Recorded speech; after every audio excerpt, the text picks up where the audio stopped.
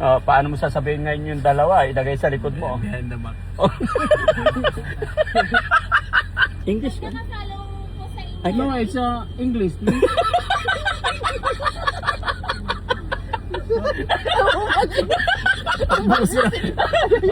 Sige, I don't understand Tagalog. No, it's four, under four. And then two in behind the back. Okay? You give to behind the back. Okay, ma'am? Paano mo sasabihin ngayon yung dalawa? Ilagay sa likod mo. Behind the back.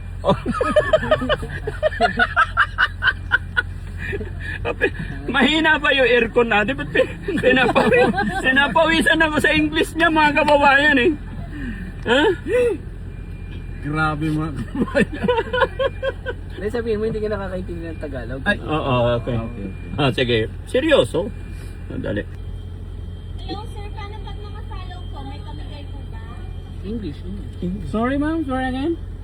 Sorry sir, English ka? nakasalo po sa inyo. I know it's English, please.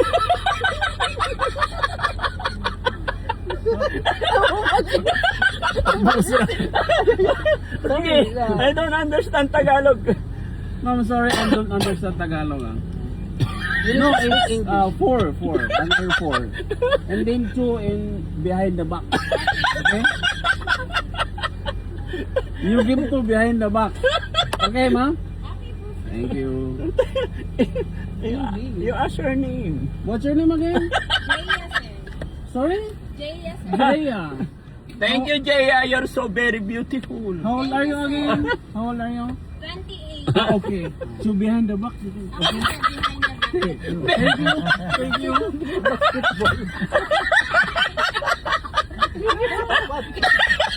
Ano? Behind the back. Hawakan nyo to, nagdadrive tong loop. Okay. Behind the back. Ay, ko, sakit na ng pangako.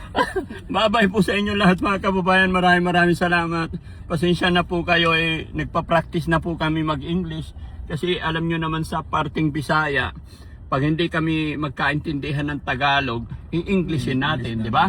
Okay, kunin nyo na isa kasi sa Kabisayaan, hindi man sila mga pag-Tagalog, pero alam ko na marunong sila mag-English. Kaya nagpa-practice na kami. No? Bye-bye po, God bless. Jesse? This is you. Thank you and sorry again because I'm fluid English. No, very difficult.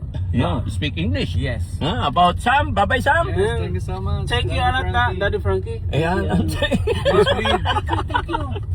Di ba mga kababayan, ganito lang po yung mga pamamaraan ng inyong lingkod para mawala yung antok. Maraming salamat. Love you all po and God bless.